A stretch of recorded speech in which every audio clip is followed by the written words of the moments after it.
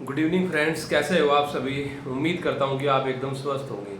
कल भारतीय राष्ट्रीय आंदोलन की एमसीक्यू वाला पहला वीडियो डाला था जो आप सभी ने देखा। बहुत ही बढ़िया वीडियो बनाया था, बढ़िया क्वेश्चन थे। कुछ टॉपिक वहाँ पे विशेष तौर पर अपना मकसद यही था कि एमसीक्यू के माध्यम से लगभग 8-10 टॉपिक आपके रिवाइज हो जाएंगे। आज वाला वीडियो भी उसी क्रम में ही है। कई टॉपिक आज हम यहाँ पे डिस्कस करने वाले हैं एमसीक्यू के माध्यम से। कल से हमने सोचा है भाई 7 बजे कल सभी लाइव आना है और पूरे के पूरे आधुनिक भारत पे एमसीक्यू आपके होंगे। आधुनिक भारत कंप्लीट है ना, 100 एमसीक्यू हो गए आपके। कितने भाई? 100 एमसीक्यू हो गए जो आपको कल 7 बजे आपको लाइव आना है और लाइव ही आपने आंसर उसका देना है दोस्तों, ठीक है। तो पूरा का पूरा आधुनिक भारत। अब देखो दोस्तों, एग्जाम से ही बात या तो आज कुछ नोटिफिकेशन आज आ जाएगा या लगभग कल तक आ जाएगा। अगर कुछ भी आए, डेट एक्सटेंड हो या अभी अपना एग्जाम हो, इससे कोई फर्क नहीं पड़ता। जो ये भी होगा तो तब भी ठीक है, और आगे भी बढ़ेगा तो तब भी ठीक है। कल आधुनिक भारत का पूरा मतलब कि रिवीजन आपने करना है। वही मुख्यतः वही टॉपिक आपने पढ़ना है जो किसी चैप्टर के अंदर इम्पोर्टेंस उसकी है। मतलब हमेशा एग्जाम में पूछा जाता है, इतना आइडिया आपको लग चुका है कि एग्जाम में किस टॉपिक से क्या बात पूछी जाती है। तो आधुनिक भारत कल, भारत में यूरोपियन का आगमन, इसके अंदर से मतलब इसके बाद जैसे कि लेटर मुगल, उसके बाद आपने पढ़ना है स्वतंत्र राज्यों का उदय। स्वतंत्र राज्यों के उदय के बाद भारत में जो आर्थिक जो विकास हुआ, मतलब अंग्रेजों के दिन ब्रिटिश भारत के अंदर, ठीक है। 1857 का स्वतंत्रता संघर्ष, उसके बाद भारत का संवैधानिक विकास जो हुआ था, और कुछ जो नागरिक विद्रोह हुए, धार्मिक विद्रोह हुए, किसान विद्रोह हुए, ये देखने। कारखाना अधिनियम आपने देखना है। और इसके साथ साथ में आपने जो धार्मिक और सामाजिक जो सुधार हुए हैं वो करने हैं। समाचार पत्र, और जो समाचार पत्र से संबंधित जो कानून हुए या शिक्षा में क्या क्या सुधार हुआ है, स्वायत्त जो स्थानीय शासन प्रणाली थी वो आपने देखनी है। और फिर राष्ट्रीय आंदोलन तो हम पढ़ ही रहे हैं 2 दिन से, और राष्ट्रीय आंदोलन कंप्लीट। राष्ट्रीय आंदोलन के 1947 के बाद का जो भारतीय मतलब जो इतिहास से क्वेश्चन बनते हैं, चाहे भाषा से संबंधित, चाहे पंचशील से संबंधित, चाहे निर्गुण से संबंधित, तो ये ओवरव्यू आपने बनाना है। लास्ट टाइम आप एमसीक्यू कर दो, या आपने जो बुक पढ़ रखी है आपने शॉर्ट आप उसको करके पढ़ सकते हो तो करके पढ़ लो, लेकिन रिवीजन कंप्लीट होना चाहिए। रिवीजन कंप्लीट होना चाहिए। मैराथन क्लास होगी भाई, मैराथन क्लास होगी कल, ठीक है, 2 घंटे की लगातार, ठीक है भाई। तो आज के क्वेश्चन देखते हैं। आज का पहला क्वेश्चन था 1940 के अगस्त प्रस्ताव में निम्न में से कौन सा प्रस्ताव शामिल नहीं था। 1940 का अगस्त प्रस्ताव, ये टॉपिक आपको अक्सर परेशान इसलिए करते हैं 1940 के बाद की, या तो अगस्त प्रस्ताव हो, या फिर व्यक्तिगत सत्याग्रह हो, या आपका इसके बाद राजगोपालचारी योजना हो, या फिर आपकी लियाकत देसाई समझौता हो, या वेवेल योजना हो, या फिर आपका शिमला समझौता हो। शिमला समझौता के बाद या फिर आपको कैबिनेट मिशन हो। ये घुमा फिरा के आपको परेशान करते हैं कि किसमें किस चीज़ की बात की गई है। तो 1940 के अगस्त प्रस्ताव के अंदर, तो इसकी एक बैकग्राउंड आपको पता होनी चाहिए कि अगस्त प्रस्ताव था क्या भाई। 1937 के अंदर भारतीय राष्ट्रीय कांग्रेस कुछ प्रांतों में अपनी सरकार बनाती है। जब सरकार बनाती है, लेकिन जब बिना भारतीयों की मर्जी के बिना, मतलब ये कांग्रेस उस समय जो कि एक राष्ट्रीय संस्था थी, इनकी मर्जी के बिना ही द्वितीय विश्व युद्ध के अंदर भारतीयों को भेजा जा रहा था। तो इनकी उसमें कुछ भी मतलब मांगे नहीं मानी जा रही थी, तो इसको इन्होंने अपना त्याग पत्र 1939 में अपना दे दिया था भारतीय राष्ट्रीय कांग्रेस ने। मैंने बताया था कि तभी मुस्लिम लीग ने मुक्ति दिवस इन्होंने मनाया था। तो 1940 का अधिवेशन जो हुआ था मौलाना अबुल कलाम आज़ाद की अध्यक्षता में, रामगढ़ अधिवेशन। ये रामगढ़ मध्य प्रदेश वाला नहीं है, या ये रामगढ़ शोले फिल्म वाला भी नहीं है, ठीक है। ये रामगढ़ कहाँ का है? बिहार वाला। कौन सा? बिहार वाला रामगढ़ है ना, ठीक है भाई। तो रामगढ़ अधिवेशन के तहत जो मौलाना अबुल कलाम आज़ाद ने अध्यक्षता की थी, उसके अंदर इन्होंने बात की कि भाई अगर हम इसी शर्त पे ब्रिटिशों का सहयोग करेंगे, मतलब कांग्रेस जो है, राष्ट्रीय आंदोलन जो है, उसी शर्त पे ये ब्रिटिशों का सहयोग करेंगे जब केंद्र में ये अंतरिम सरकार के गठन का प्रस्ताव ये रखेंगे।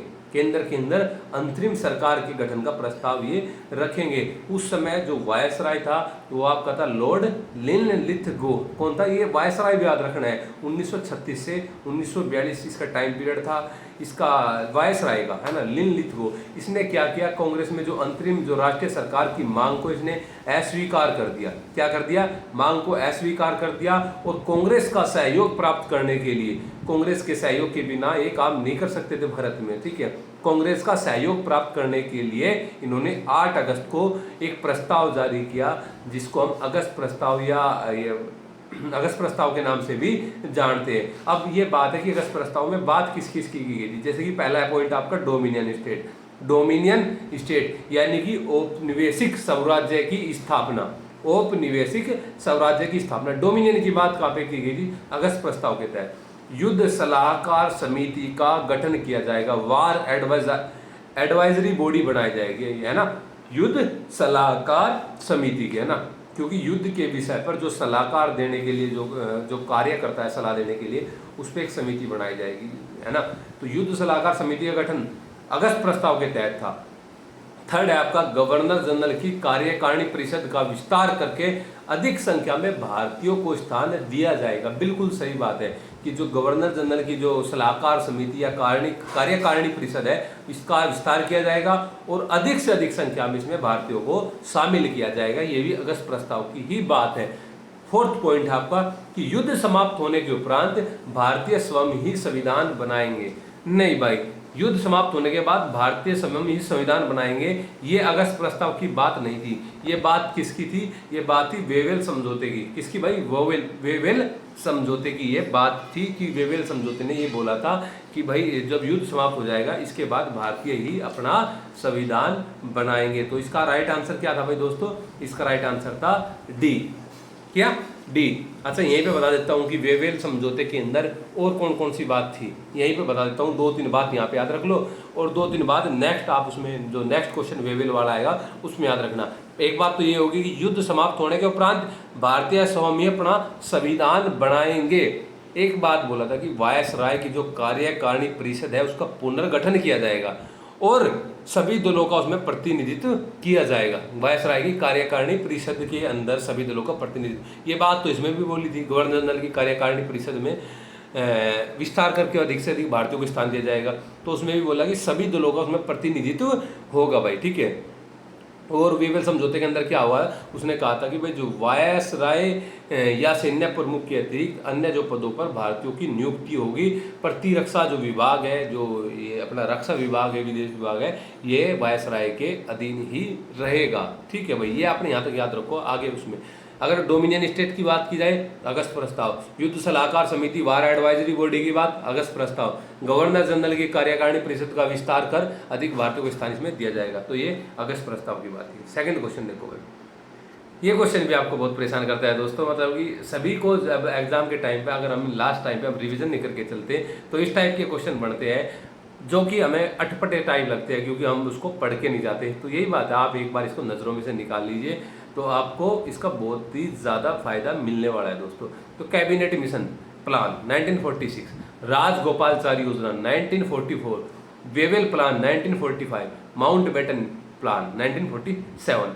तो अब आप लगा दो इसको। आपको पता होना चाहिए कि किस क्रम में राजगोपालचारी जो गांधी जी के कहने पर राजगोपालचारी ने एक योजना बनाई थी जिसको हम राजगोपालचारी योजना के नाम से जानते हैं, जो इसमें हिंदू और मुस्लिम लीग के जो कांग्रेस और मुस्लिम लीग के लिए एक प्रस्ताव इन्होंने अपना जारी किया था राजगोपालचारी ने। हालांकि वो मुस्लिम इसने मोहम्मद अली जिन्ना ने उसको नहीं माना था, मोहम्मद अली जिन्ना ने उसको नहीं माना था। पाकिस्तान का बनाने का प्रस्ताव भी इन्होंने उसमें दे दिया था, ठीक है भाई। तो इसका राइट आंसर क्या होना चाहिए भाई? राइट आंसर इसका होना चाहिए 2, यानी कि राजगोपालचारी योजना, उसके बाद वेवेल योजना, ये 3, उसके बाद कैबिनेट मिशन प्लान और उसके बाद माउंटबेटन प्लान। 2, 3, 1, 4, 2, 3, 1, 4 यानी कि डी इसका राइट आंसर था दोस्तों। नेक्स्ट क्वेश्चन, निम्नलिखित घटनाओं पर विचार कीजिए। क्रिप्स, भारत छोड़ो आंदोलन, व्यक्तिगत सत्याग्रह और अगस्त प्रस्ताव। अगस्त प्रस्ताव मैंने बताया 8 अगस्त यानी 1940 में। अगस्त प्रस्ताव की बात भी मैंने बता दी कि अगस्त प्रस्ताव में डोमिनियन स्टेट की बात की गई थी, वार एडवाइजरी बॉडी की बात की गई थी, युद्ध सलाहकार समिति के गठन की बात की गई, भारतीयों को कार्यकारिणी में बढ़ाया जाएगा। लेकिन जवाहरलाल नेहरू ने बोला था दरवाजे में जंग लगी कील की तरह है। और मुस्लिम लीग पाकिस्तान के अलावा, मतलब विभाजन के अलावा कुछ भी मानने को तैयार नहीं थी। अगस्त प्रस्ताव यानी कि 1940, तो सबसे पहले आएगा 4 नंबर। उसके बाद व्यक्तिगत सत्याग्रह है, व्यक्तिगत सत्याग्रह आएगा, तो 4 के बाद आएगा आपका 3, और उसके बाद आएगा आपका भाई, इसके बाद आपका क्या आएगा, सबसे पहले 4, फिर व्यक्तिगत सत्याग्रह, व्यक्तिगत सत्याग्रह बाद क्रिप्स मिशन आया, क्रिप्स मिशन आया था, और क्रिप्स मिशन के बाद भारत छोड़ो आंदोलन हुआ था। यानी कि 4 3 1 2, 4 3 1 2, 20 का राइट आंसर था दोस्तों। यही आपने लगाया हुआ, देखना ठीक है। कल से लाइव होगा, लाइव आंसर आप देना, कल से लाइव ही आंसर आप देना, इससे पूरी तैयारी आपकी बनेगी, ये आपके लिए ज़्यादा फ्रूटफुल होगा मेरे हिसाब से, ठीक है। तो नेक्स्ट क्वेश्चन था, व्यक्तिगत सत्याग्रह से संबंधित निम्न में से कौन सा कथन सही नहीं है। व्यक्तिगत सत्याग्रह है, देखो पहले क्या था, कांग्रेस कोई भी सविनय आंदोलन यहाँ पे नहीं छेड़ना चाहती थी जिस समय द्वितीय विश्व युद्ध चल रहा था। उसके पीछे कारण था कि ये ब्रिटिश तो उसके अंदर वहाँ पे युद्ध में फंसे हुए हैं और यहाँ पे हम आंदोलन चलाए, लेकिन मजबूरनवश इन्होंने आंदोलन करना पड़ा, इन्होंने आंदोलन मजबूरनवश करना पड़ा। जब ये झूठी मतलब ये बोले थे कि भारतीय इसमें शामिल हो रहे हैं, उनके पत्ते खोलने के लिए ना, उनको दिखाने के लिए कि नहीं भारतीय युद्ध में विशेष तौर पे शामिल नहीं है, खोलने के लिए व्यक्तिगत सत्याग्रह करना पड़ा।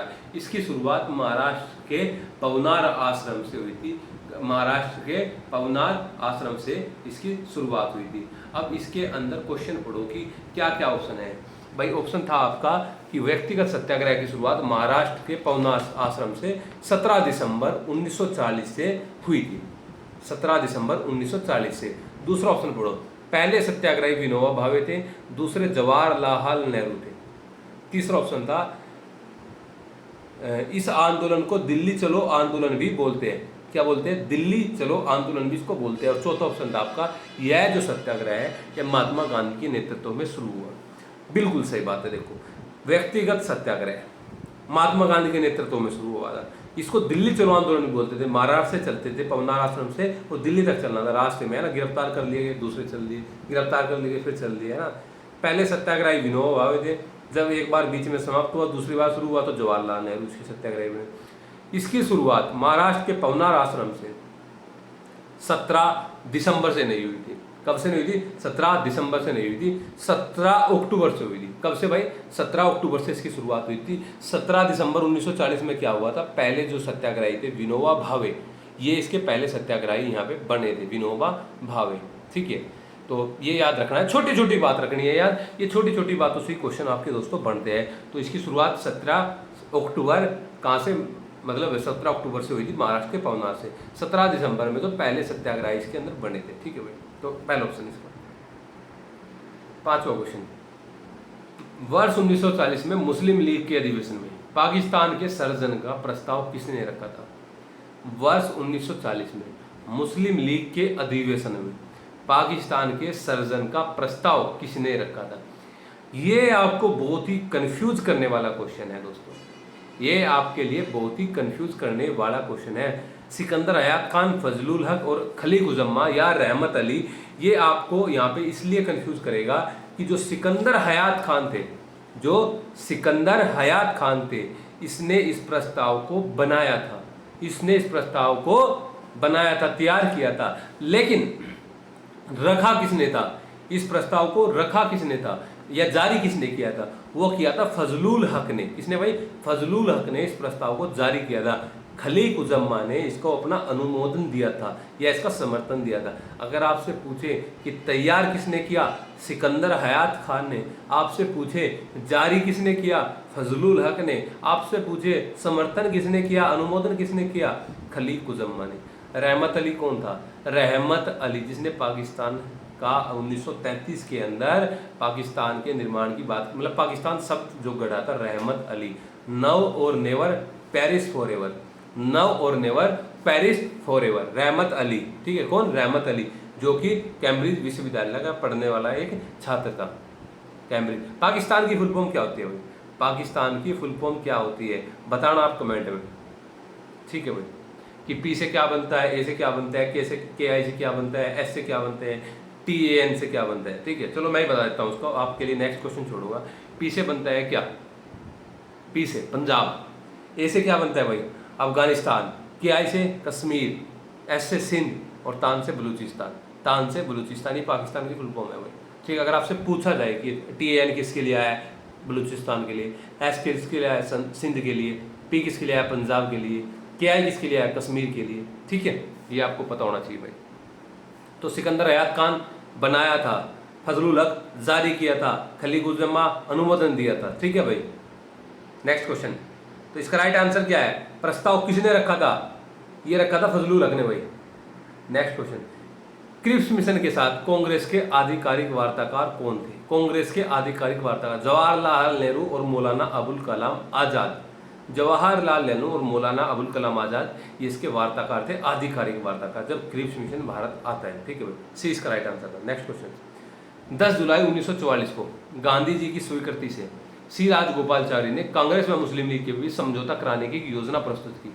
निम्नलिखित में से कौन सा कथन योजना में शामिल नहीं था? ऑप्शन पढ़ो। मुस्लिम लीग स्वतंत्रता की मांग का समर्थन करे तथा अंतरिम सरकार के निर्माण में कांग्रेस के साथ सहयोग करे। बिल्कुल सही बात है भाई। मुस्लिम लीग जो है स्वतंत्रता की मांग में कांग्रेस का समर्थन करे और अंतरिम जब सरकार बनेगी उसके निर्माण में कांग्रेस का सहयोग करेगी। ठीक है। युद्ध की समाप्ति पर मुस्लिम बहुसंख्यक क्षेत्रों की सीमा निर्धारित करने के लिए अलग आयोग नियुक्त किया जाएगा। बिल्कुल सही है। ये उत्तर पश्चिमी सीमा प्रांत को लेकर और जो ये आपका बंगाल वाला जो एरिया क्षेत्र था, जो आज बांग्लादेश है, इसको लेकर कि ये जो क्षेत्र है ये वाले, इन पे एक वो कराया जाएगा भाई। और यहाँ पे मत जो लोग मतलब मत यहाँ पे मतों की गणना होगी और उनके आधार पे ही इसका एक वो होगा कि भाई हाँ ये क्षेत्र अलग करके इसको अलग इसका दर्जा दिया जाए आपको। ठीक है। तीसरा, बंटवारे की दिशा में प्रतिरक्षा, यातायात, संचार आदि विषयों में पारस्परिक समझौते की व्यवस्था होगी। बिल्कुल, ये तीनों समझौते जो है पारस्परिक समझौते की यहाँ पे व्यवस्था होगी। वायसराय की कार्यकारिणी परिषद को पुनर्गठित किया जाएगा तथा उसमें सभी दलों का प्रतिनिधित्व दिया जाएगा।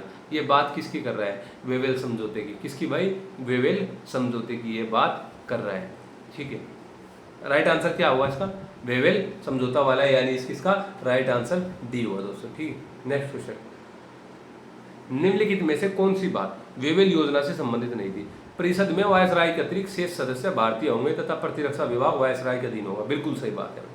इसने बोला था कि शेष तो भारतीय होंगे लेकिन जो मुख्य थे, जो कंट्रोल का जो काम करते थे, वो पद किसके पास हो गए? वो वायसराय के पास या उसके अंदर जो काम कर रहे हैं उनके पास हो गए। युद्ध समाप्त होने के उपरांत भारतीय स्वामी संविधान तैयार करेंगे। ये वेवेल समझौते की बात थी। शिमला में एक सर्वदलीय सम्मेलन बुलाया जाएगा। कार्यकारिणी परिषद की नियुक्ति के संबंध में जितने भी मुस्लिम हो गए वे सभी मुस्लिम लीग से हो गए। जिन्ना इस बात बढ़ गए थे कि जो कार्यकारिणी परिषद है और उसके अंदर इन्होंने बात की थी कि भाई मुसलमान जो हो गए वो सारे मुस्लिम लीग से हो गए। लेकिन ये बात जो है ये बात शिमला समझौते की है, जब शिमला सम्मेलन के लिए इनको बुलाया जाता है।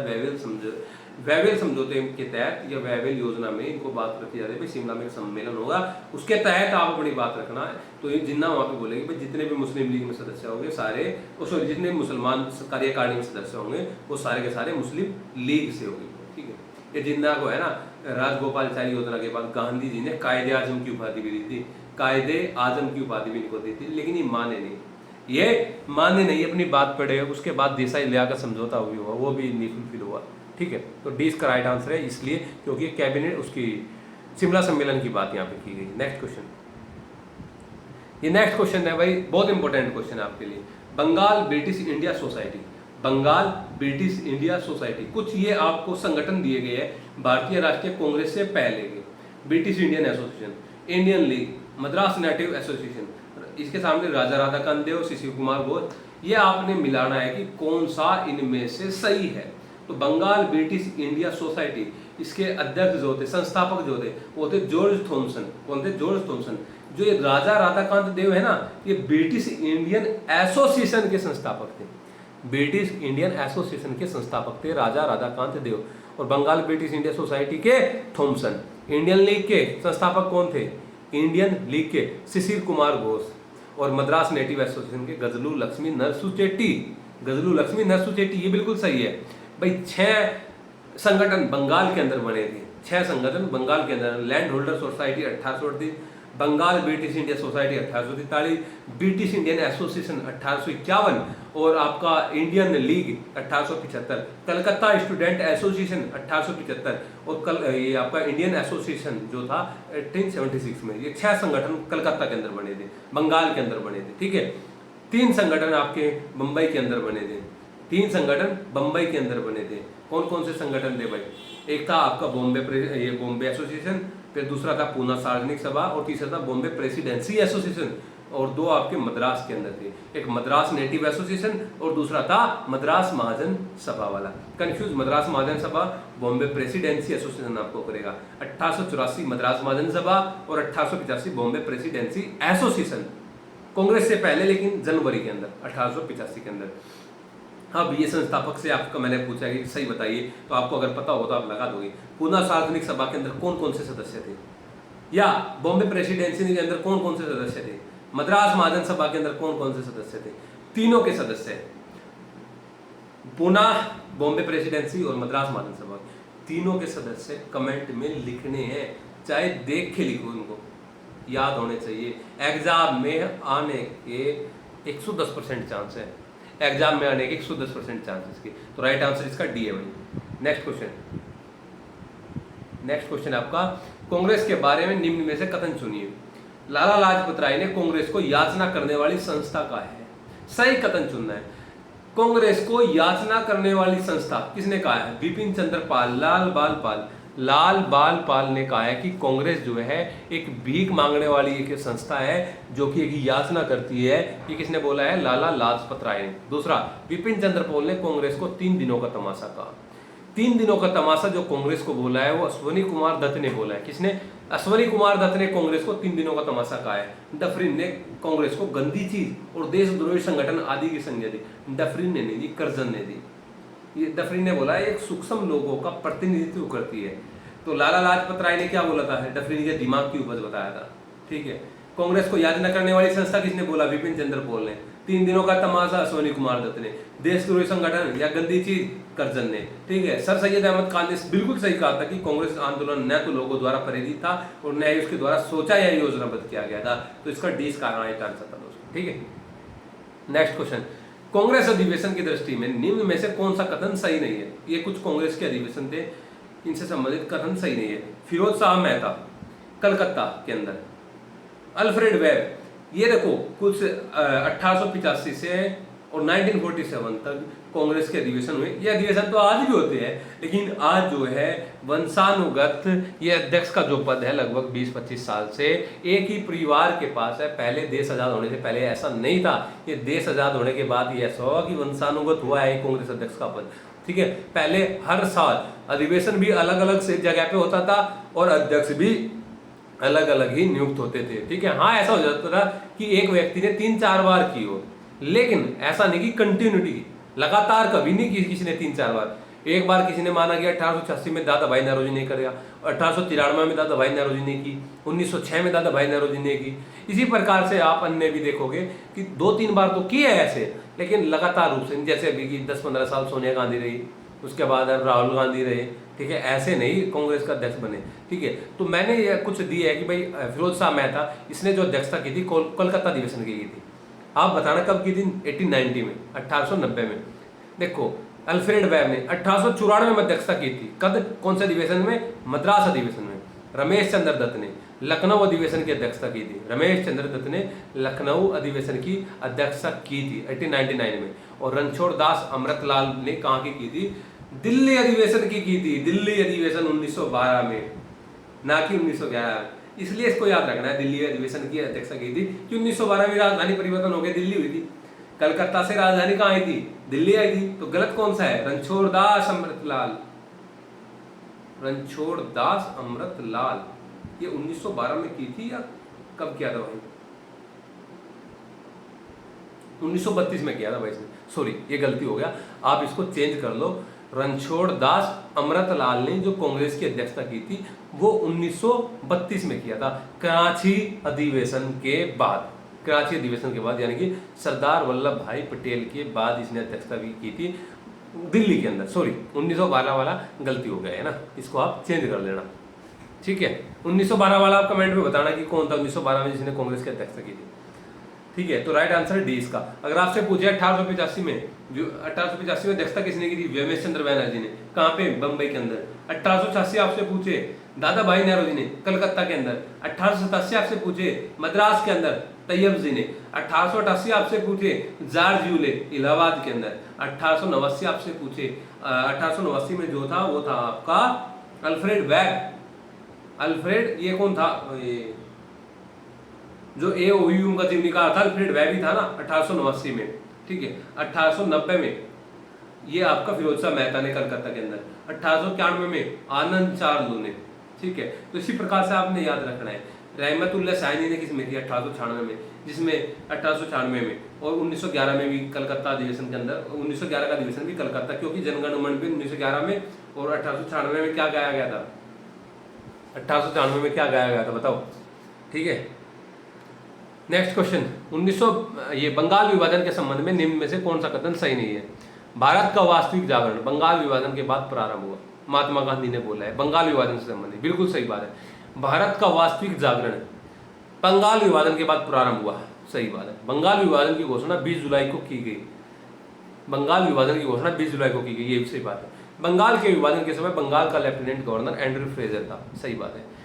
16 अगस्त 1905 को बंगाल में शोक दिवस मनाया गया।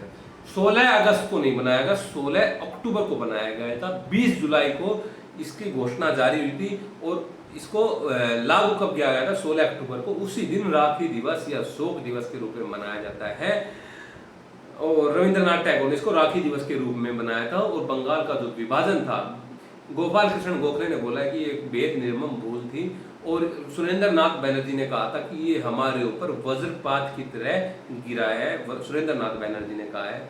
और ब्रूमफाइल्ड फुलर ने बोला था कि भारत में मेरी 2 पत्नियां हैं और जो मुस्लिम पत्नियां वो मुझे बहुत ही प्रिय है। और कर्जन ने इसको बोला था कि जितना मतलब बड़ा ये हमने इनको एक ये अवसर दिया है, इतना बड़ा, तो इनको कभी मुसलमान जब शासक हुए थे भारत के अंदर उनके टाइम भी इतना बड़ा ऑफर या इतना बड़ा ये इनको नहीं मिला होगा मुसलमानों को, है ना, इन्होंने बोला है। ठीक है, और कांग्रेस विभाजन एक बेहद निर्मम भूल है, गोपाल कृष्ण गोखले ने ये बात बोली थी दोस्तों। ठीक है, 16 ये 20 जुलाई और 16 अक्टूबर, ये 2 डेट बहुत इंपॉर्टेंट है आपके लिए। 20 जुलाई और 16 अक्टूबर के अंदर बंगाल विभाजन कर्जन के टाइम पीरियड पे 1905 का अधिवेशन, 1905 का अधिवेशन कहाँ और किसकी अध्यक्षता में हुआ था? कमेंट में बताना भाई। नेक्स्ट क्वेश्चन, स्वदेशी और बहिष्कार आंदोलन के संबंध में गलत कथन बताइए। हमारा उद्देश्य आत्मनिर्भरता है, भिक्षावर्ती नहीं। बाल गंगाधर तिलक ने बोला है, बिल्कुल सही बात। स्वदेशी आंदोलन आत्मनिर्भरता की बात यहाँ पे बाल गंगाधर तिलक ने की थी। अब्दुल रसूल, लियाकत हुसैन, मुजफ्फर खान ये मुस्लिम नेताओं में शामिल थे, बिल्कुल सही बात है। 14 अगस्त 1905 को बंगाल का नेशनल कॉलेज की स्थापना की गई। 14 अगस्त 1905 को। अरे नहीं भाई, ये तो 1906 में चल रहा है स्वदेशी आंदोलन। तो स्वदेशी आंदोलन जब 6 में चल रहा था, 14 अगस्त 1906 को बंगाल नेशनल कॉलेज की स्थापना की गई। ब्रिटिश पत्रकार H.W. नेविन्सन स्वदेशी आंदोलन से जुड़े थे। ब्रिटिश पत्रकार H.W. नेविन्सन स्वदेशी आंदोलन से जुड़े थे। ठीक है भाई, ये बिल्कुल सही है। तो राइट आंसर सी इसका राइट आंसर है। स्वदेशी आंदोलन को दिल्ली में किसने चलाया था? सैयद हैदर रजा ने। मद्रास के अंदर किसने चलाया था? मद्रास के अंदर चिदम्बरम पिल्ले ने बंगाल नेशनल कॉलेज की स्थापना की गई थी 1906 के तहत, है ना। और एक यहाँ पे सर्कुलर भी जारी किया गया था। और आपको याद रखना है स्वदेशी आंदोलन के इसके 4 कार्यक्रम घोषित किए गए थे। चारों कार्यक्रम कमेंट में डालो कि क्या क्या कार्यक्रम थे स्वदेशी आंदोलन के तहत। ठीक है, नेक्स्ट क्वेश्चन, अखिल भारतीय मुस्लिम लीग के अधिवेशन में से संबंधित गलत कथन बताइए। जब सैयद अली इमाम ने मुस्लिम लीग की अध्यक्षता की, ठीक उसी समय अमीर अली ने लंदन में इसकी शाखा स्थापित की, बिल्कुल सही बात है। 1908 के अधिवेशन में सैयद अली इमाम ने मुस्लिम लीग की अध्यक्षता की थी। लंदन के अंदर अमीर अली ने इसकी एक शाखा स्थापित की, बिल्कुल सही बात है। कुछ मुख्य अधिवेशन है मुस्लिम लीग को लेकर जो आपको पढ़ने हैं। 1908 का, 1915 का, 1916 का, 1919 का, 1930 का, 1942, 1940 का, 1943 का, ये अधिवेशन आपको मुस्लिम लीग से पढ़ने हैं। दूसरा, मजहर उल हक की अध्यक्षता में कांग्रेस व लीग का संयुक्त अधिवेशन हुआ। बिल्कुल, कांग्रेस व लीग का संयुक्त अधिवेशन हुआ 1915 में, मजहर उल हक ने अध्यक्षता की थी। लखनऊ पैक्ट के समय मुस्लिम लीग के अध्यक्ष कौन थे? मोहम्मद अली जिन्ना थे। बिल्कुल, जब लखनऊ समझौता हुआ था कांग्रेस और मुस्लिम लीग का, नरम दल और गरम दल भी मिले थे, तो उस समय अध्यक्षता किसने की? मोहम्मद अली जिन्ना ने की थी। बकरीद के अवसर पर गोवध निषेध का प्रस्ताव डॉक्टर अंसारी की अध्यक्षता में, हकीम अजमल खान की अध्यक्षता में, हकीम अजमल खान की अध्यक्षता में हुआ था। ठीक है भाई, नेक्स्ट क्वेश्चन और last question, home rule league 1916 के संबंध में गलत कथन बताइए। बाल गंगाधर तिलक ने 28 अप्रैल 1916 को बेलगांव में होम रूल लीग की स्थापना की घोषणा की। 28 अप्रैल 1916 में, बिल्कुल सही बात है। एनी बेसेंट ने सितंबर 1916 में की थी। बाल गंगाधर तिलक ने अप्रैल 1916 में की थी। सर्वेंट ऑफ इंडियन सोसाइटी के सदस्यों ने इसमें शामिल होने की अनुमति नहीं थी और जॉर्ज अरुंडेल को बाल गंगाधर तिलक ने अपने लीग का सचिव बनाया। जॉर्ज अरुंडेल ने को जो है बाल गंगाधर तिलक ने नहीं, एनी बेसेंट ने बनाया था। एनी बेसेंट ने इसको अपनी लीग का सदस्य बनाया था दोस्तों। तो ये आज के 15 क्वेश्चन थे जो बहुत ही अच्छे क्वेश्चन थे। आप इनको करो, निश्चित ही आपको इनको फायदा मिलेगा दोस्तों, पक्की बात है। और जो क्वेश्चन मैंने कमेंट के लिए छोड़े उनको कमेंट में आंसर जरूर करो। और अगर आपको लगता है कि ये वीडियो हमारे लिए फ्रूटफुल है तो प्लीज़ आप मेरे लिए ये वीडियो शेयर भी कर सकते हो। मैं भी आपके लिए मेहनत करता हूँ, ये क्वेश्चन टाइप करता हूँ, बनाता हूँ, वीडियो बनाता हूँ, अपलोड करता हूँ, है ना। एग्जाम के टाइम पे मैं ये कर रहा हूँ आपके लिए, तो आप इतना तो कर सकते हैं। और कल ज़्यादा से ज़्यादा बच्चों को लाइव क्लास में आपको जोड़ने की जिम्मेदारी है, आपकी जिम्मेदारी है लाइव क्लास के अंदर बच्चों को जोड़ने की। ठीक है भाई, तो ये आपके क्वेश्चन थे दोस्तों। और हाँ, लास्ट में एक कमेंट में एक आंसर और डालना। होम रूल लीग में जो एनी बेसेंट की तरफ से जो शामिल हुए थे उनको आपने लिखना है, और बाल गंगाधर तिलक की साइड से जो शामिल हुए थे उनको आपने कमेंट बॉक्स में डालना है दोस्तों। तो मिलते हैं कल वाले वीडियो लेक्चर के साथ, और तब तक के लिए नमस्कार, जय हिंद। कल पूरा आधुनिक भारत का टेस्ट होगा दोस्तों, लाइव आपने देना है। ठीक है, जय हिंद।